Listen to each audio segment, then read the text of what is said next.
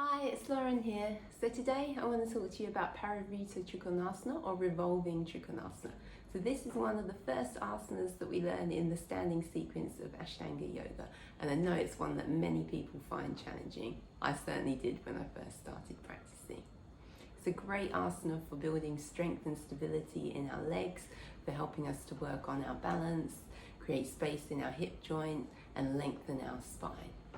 So today I'm going to offer a few tips on how to practice this asana, how to maybe keep your balance, and I'm going to offer a few modifications. Okay, so the first thing that we want to think about when we're practicing any of the standing postures is the position of our feet. So if we think about the foundations of a house, the foundations of our asana are pretty similar. We want to start from the bottom with a strong solid base, and from there everything can grow.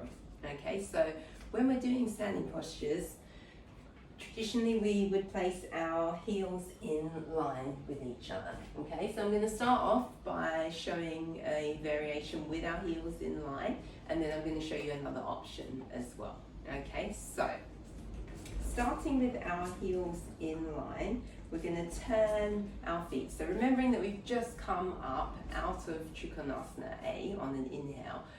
Our heels are in line, we're going to lift our toes and spin around on our heels. Okay, so that's quite important. So what happens a lot of the time is people keep their whole foot on the floor, and then as they turn their foot, the back foot slides away. Okay, and then that's going to make it harder because the space between your feet has just got a bit wider.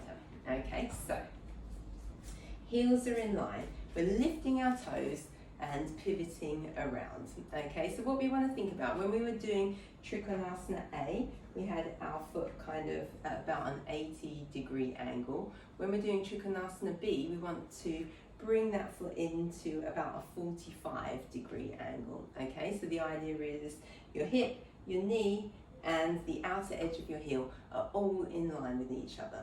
From there, that gives us the space to turn our pelvis to face forward.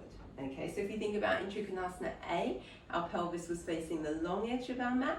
Now in B, it's going to face the short edge of our mat. Okay, and I always think it's important here to just take a moment and check that you feel balanced. Okay, because if you're not feeling stable at this point, when you then go into the forward bend, you're going to be even more wobbly. Okay, so take a moment here, check whether you feel like you've got your balance. If you don't, you can always kind of adjust your feet slightly. You've got that front foot facing forward, our hips are square, and we would have come up on an inhale. We're going to move into the posture on an exhale. Because I've spent a little bit of time talking now, I'm going to take an inhale, lengthen my spine, moving into my forward bend, and then from there I'm taking my hands to the outside of my foot. I'm going to line it up with my fingertips, lengthen my spine, so I'm getting that twist through my thoracic spine, turning. And then from here, I'm going to bring my arm up and look towards my fingertips. Okay, so some things that you can think about when you're in the asana. You're pushing your feet down into the floor to help you become strong and stable. Lifting the front of your thighs, drawing in your lower belly. And from there, as I lengthen my spine and move into my twist. So I am bringing my front foot, my right foot, or my right hip back as I shift my left hip forward to help me move into my twist. So 5 breaths here, and then when you're ready to come up, if you're still feeling a bit wobbly, you might find it helpful to turn and look at your foot. Obviously, if you feel confident with your balance, you don't need to do that. Again, if you need a bit more help with your balance, you can always bend your front knee slightly. Inhale, come all the way up, stretch out, and then exhale.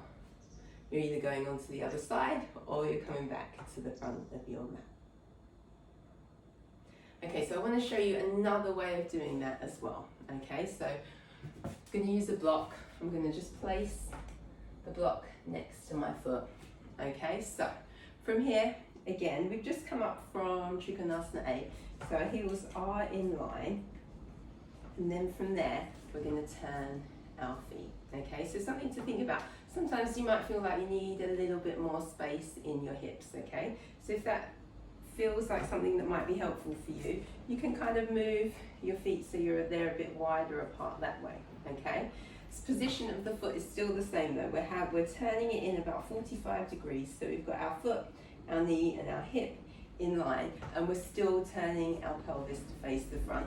The only thing we've done is that we've widened our hips a little bit to give us a bit more space, okay? And again, as you turn your pelvis to face the front, same thing applies. If you still don't feel like you've got your balance, you can always shift yourself and adjust yourself a little bit, okay? So from here, again, we've come up on our inhale, so we're going down on our exhale. I'm gonna take an extra in-breath, drawing in my lower belly, moving into the forward bend, okay? So from here, the same thing again, I'm going to reach my hand across, and this time rather than reaching my hand to the floor, I'm going to place it on the block, okay? And I would always suggest doing that rather than kind of placing your hand on your leg or on your foot, because your foot and your leg are going to be moving constantly as you try and readjust your balance. So it's much easier if you can place your hand on something that's stable. Another option you can try again, same thing, is to bend your front knee.